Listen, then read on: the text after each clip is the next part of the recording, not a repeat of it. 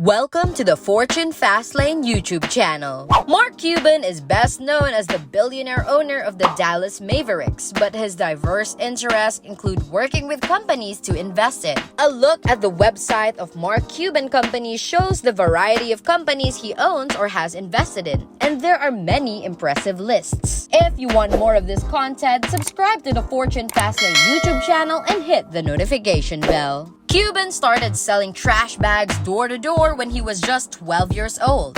By the time he had graduated from university, Cuban had become a successful entrepreneur and opened his first bar called Motley's Pub in Bloomington, which was then the most popular bar in town. It started with him turning an early investment into a billion-dollar business in the company consulting industry. Then he made another lucrative sale, selling his company to CompuServe for $6 million. The next sale had an even bigger payoff, with basketball star Steve Francis and Cuban every owning half of Broadcast.com, which sold for $5.7 billion to Yahoo! Today, Cuban manages the Mavs owner and oversees the Mark Cuban Foundation and Mark Cuban Companies, his venture capital and private equity firm. Mark Cuban Company's investments include businesses owned by minorities or women and those started by entrepreneurs with ties to the military. His portfolio is growing in the blockchain sector. Cuban's other business interests include health, fitness, eating well, and the environment. Cuban has invested in businesses on the television show Shark Tank that would otherwise not be funded at all. Cuban also found companies by chance. The investments have yielded new ideas as well as lucrative deals that have made Cuban an investor due to this program.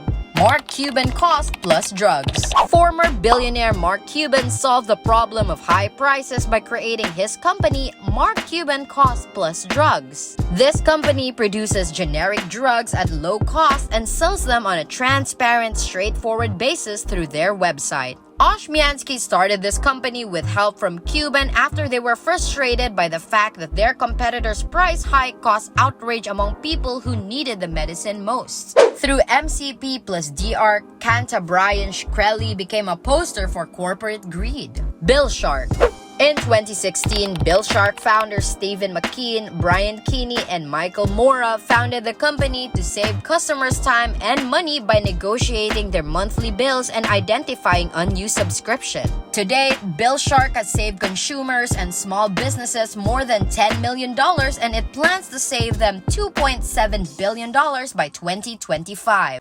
In 2018, Cuban came on board as an investor for the company alongside venture capital firm Six Door Media, who also serve as advisors to help the company with its application programming interface, the software that would be responsible for enabling companies to integrate Billshark onto their platform. Since then, Billshark has seen success in partnering with a number of financial institutions, including Mint, but also investing in startups focused on financial technology like HelloSign. Gameday Couture. In 2014, Mark Cuban invested $500,000 to secure the 30% stake of Gameday Couture. The company started when Kurt and Shauna Feddersen created it in order to provide college-branded apparel for women who were cheering for their favorite team. By 2018, Gameday Couture had annual revenues of over $12 million and was sold in more than 2,500 stores across the country. At the time of Cuban's investment, Gameday Couture held licenses with over 30 universities. Today, it holds more than 200 NCAA licenses and is sold in over 2,500 stores nationwide. Nuts and More. In 2010, a startup called Nuts and More started selling a high-protein nut butter spread with fitness enthusiasts in mind. They appeared on Shark Tank in 2013 and got an investment from Cuban and fellow shark Robert Herjavec for a 35% stake of the company.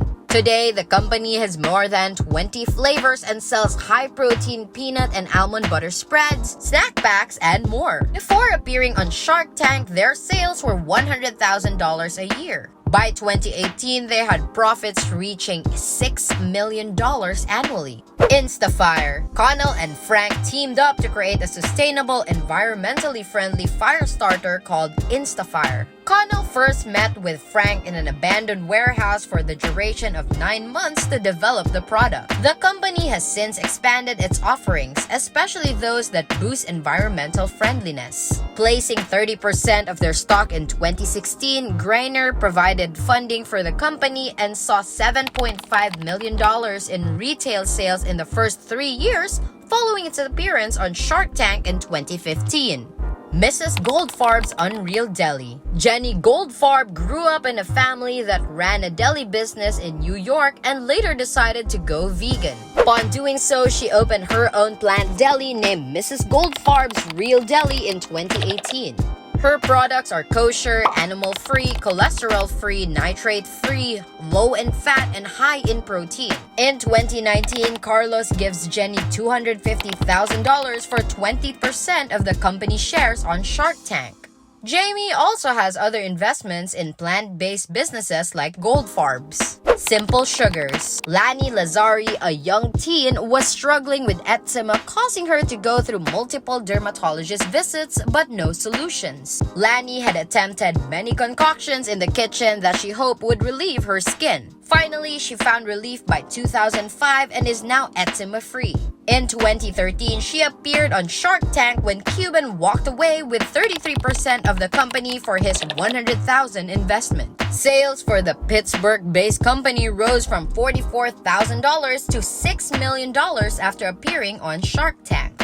Grouphug. With the current world becoming more and more advanced, enterprising women are creating new solutions to everyday problems. A recent problem has been the rising energy demand of cell phones and other devices that may not be able to handle the surge in energy inputs while still charging.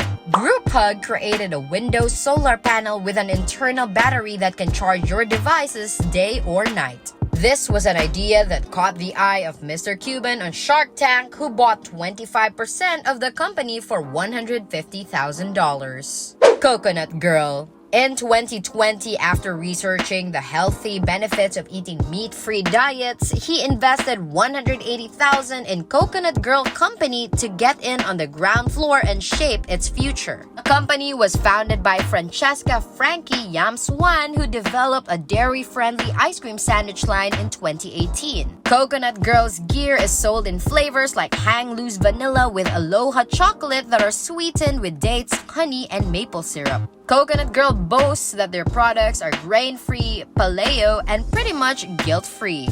Shower Toga. As a Georgia outdoorswoman, Cressa Peterson knows what it's like to get filthy while washing your clothes in public. So she invented Shower Toga, which users put on before removing their clothing from underneath. It's washable and reusable, and one investor on Shark Tank referred to it as a plastic trash bag. Cuban and Shark Ali Webb, who was also on the show, saw value in the product and invested $80,000 for 40% of the company.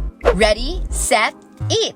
A unique company founded by Cuban called Ready, Set, Eat introduced children as young as 4 months old to peanut, egg, and milk allergens with the goal of reducing kids' risk of developing allergies to these ingredients by 80%. Through an initial investment of $350,000 from Shark Tank and now following $3 million financing round, this business is reaching its goals and making great progress. As a parent of a child with a severe peanut allergy, I know firsthand the impact it has on families across the country. We will work on making sure every parent knows about early allergen introduction, according to Cuban.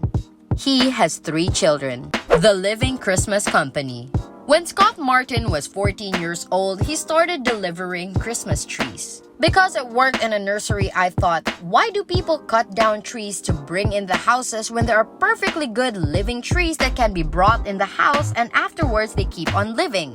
He tells Spectrum News in 2019.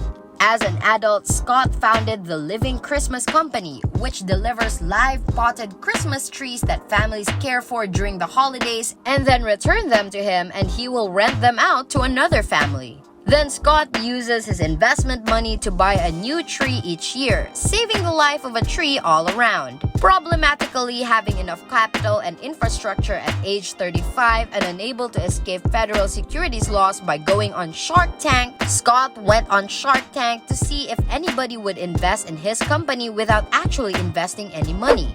Silicon Valley entrepreneur Mark Cuban invested $150,000 for 40% of the company because of his belief in convenience with a conscience. Scott stated this company is still very much alive, but not much is known about its growth or revenue figures. When you want to get your idea in front of Cuban, who is known for being lucky with venture capital, email is your key. Just make sure to find his email address online and send him a message. In response to their questions on the Raising the Bar podcast, Cuban told them that he spends hours every day scanning emails and responding to those that catch his attention.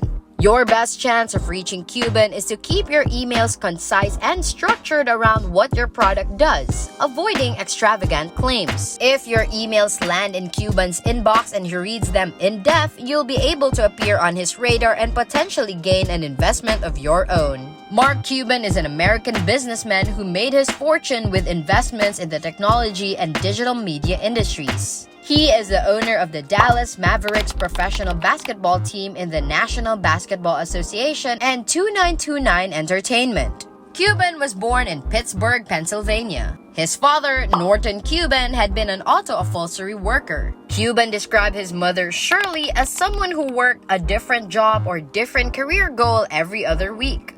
Cuban is Jewish and was born in Pittsburgh. He comes from a Lithuanian Jewish father who had the last name converted to Cuban when they emigrated from Russia on Ellis Island. They emigrated from Lithuania before that. In his early teens, Cuban was able to make a few $1,000s through various means, including starting as a paperboy at age 12 years old. It was in his late teens that Cuban made an income through the Pittsburgh Post-Gazette strike, where he would print newspapers in Cleveland and deliver them to Pittsburgh before setting up shop as the owner of a small business. Instead of high school, Cuban attended the University of Pittsburgh and achieved academically. In the fraternity on campus, he joined the Pi Lambda Phi House. He grew to like the Pittsburgh Steelers from American football, which led him to work for them after college. Indiana University was ranked at number 3 on the list for its low pricing. Cuban went into business during college with many successions, including a bar, disco lessons, and a chain letter. After graduating, Cuban started working at Mellon Bank in Pittsburgh. He contributed to the study of machines and networking. On July 7, 1982, Cuban was unemployed and was the bartender for a bar called Ellen in Dallas and then became a salesman for Your Business software. He got fired after meeting with a new client instead of opening up the store on time. Cuban started his own company, Micro Solutions, from the Your Business software customers with help from his previous business from that company. Micro Solutions initially was an integrator and software reseller. The company was an early proponent of technologies such as Carbon Copy, Lotus Notes, and CompuServe. One of the company's biggest clients is Parrot Systems. Micro Solutions caught investors' attention, and by 1990, it had revenues over $30 million. Instead of taking the company public, however, Cuban sold it for $6 million to CompuServe in order to invest in another venture. He made roughly $2 million after taxes on the deal. During 1999, AudioNet's co-founder Cuban and Todd Wagner joined together an online broadcast company, Broadcast. AudioNet helped launch the first live-stream Victoria's Secret fashion show that year, with Yahoo acquiring them for $5.7 billion in Yahoo stocks. When Yahoo sold its Broadcast.com business to Cuban in 1999, he was able to hedge against the risk of an inferior worth of the Yahoo shares he received by purchasing a $40 million Gulfstream V-Jet on the internet. Yahoo's costly purchase of Broadcast.com was looked upon as one of the worst internet acquisitions of all time. The site's services were discontinued within a few years after the acquisition, and Cuban reminisced that he was very lucky to have sold before the dot-com bubble burst. He also emphasized that hedging on his companies would have prevented him from losing most of his fortune if he had not done so. Cuban and Wagner founded 2929 Entertainment, a film production company which would vertically integrate the production and distribution of films. In 2003, Landmark Theaters' 58 art house movie theaters was purchased. 2929 Entertainment created and released the movie Bubble in 2006. Cuban was on the cover of the November 2003 issue of Best Magazine when he announced the arrival of HD TV. He was also co-founder of HDNet's predecessor, AXS TV. In February 2004, Cuban announced that he would be working with ABC Television to produce a reality television series, The Benefactor. The premise of the 6-episode series involves 16 contestants trying to win $1 million by participating in various contests, with their performances being judged by Cuban. It premiered on September 13 but was cancelled when it failed to garner high ratings before the full season aired due to poor ratings. In 2018, Cuban was ranked as the number 190 on Forbes' World's Richest People list with a net worth of $3.9 billion. Cuban was involved in the legal issues for Grokster and is a partner with Synergy Sports Technology, which helps NBA teams produce quality video content. In 2005, Cuban invested in Brondell Incorporated, a San Francisco startup making a high-tech toilet seat called a Swash. People tend to approach technology the same way, whether it's before them or behind them, said Cuban jokingly. He also invested in GUI Media Incorporated, a San Diego internet software startup. In April 2006, Sirius Satellite Radio announced that Cuban would host his own weekly radio talk show, Mark Cuban's Radio Maverick. However, the show was not materialized. That's it for this video, Fortune Fastlaner. Remember to subscribe to our channel, and if you feel like we've delivered value, please share this video with one person.